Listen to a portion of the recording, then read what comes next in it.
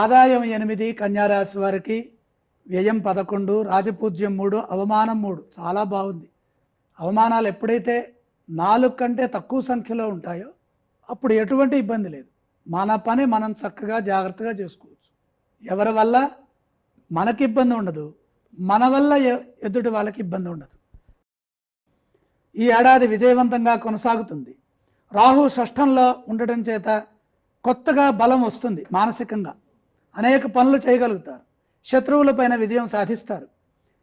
Court వ్యాజ్యాలు, రుణ బాధల నుంచి బయటపడతారు. గృహ నిర్మాణానికి పరిస్థితులు అనుకూలిస్తాయి. మీ వల్ల కొందరికి ఉపకారం జరుగుతుంది. జీవితాశయాలు ఒక్కొక్కటిగా నెరవేరుతాయి. వృత్తి ఉద్యోగ వ్యాపారాల్లో రాణిస్తారు. పోటీ పరీక్షల్లో విజయాలు సాధిస్తారు.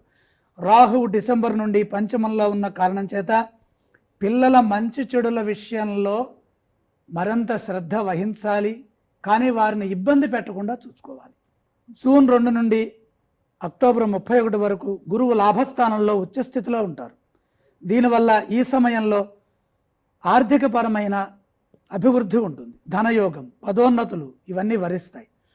అక్టోబర్ తర్వాత గురువు 12వ రాశిలోకి మారటం వల్ల శుభకార్యాలు చేపట్టే అవకాశం కలుగుతుంది.